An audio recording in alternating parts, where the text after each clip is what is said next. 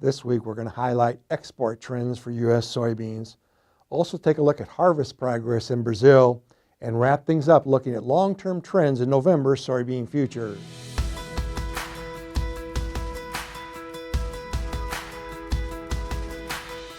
Hi, this is Brian Basting with Advanced Trading. Let's talk about the soybean market. We've moved into the middle of March here, and the soybean market is starting to become even more volatile. We're going to take a different tack this week and start out looking at trends in U.S. export sales of beans.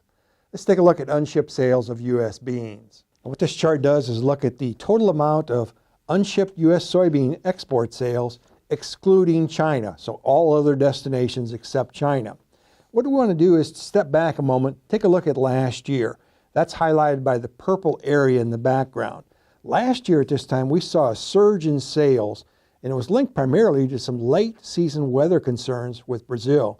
Brazil crop was getting smaller. Users came in here and purchased aggressively and helped push that soybean market up to near record highs late in the spring.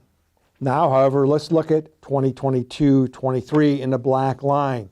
Much different picture. This year's sales are seasonally declining as buyers appear to be anticipating a large, if not a record, soybean crop out of Brazil. In other words, last year the buyers had to come in and source from the U.S.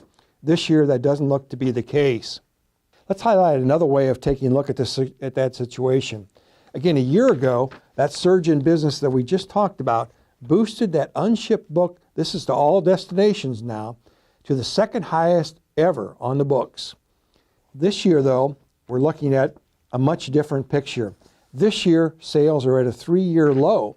In fact, they're actually below where they were 2 years ago. You have to go all the way back to 1920, again, a 3-year low. Here's the key point.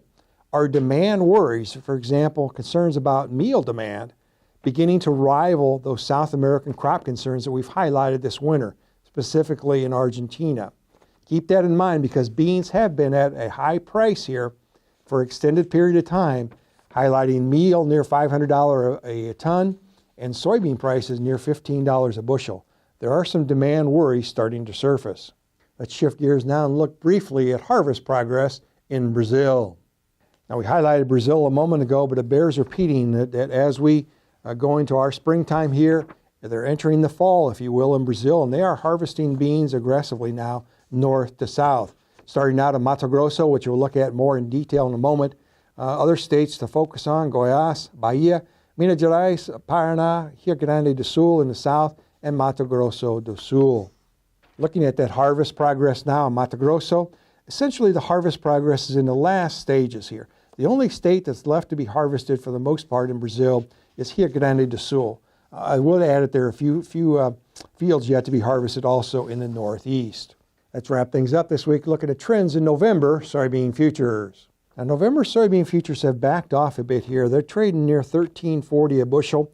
I'd remind you, though, that that's still $1.55 below last year, but it's still $2.30 above the 5-year average for this time of year.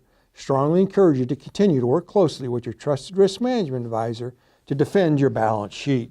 Now, if you'd like more information, please feel free to contact us at 800-664-2321. We'll put you in contact with one of our risk management consultants who'll be happy to visit with you at your convenience. And remember, we upload every Wednesday.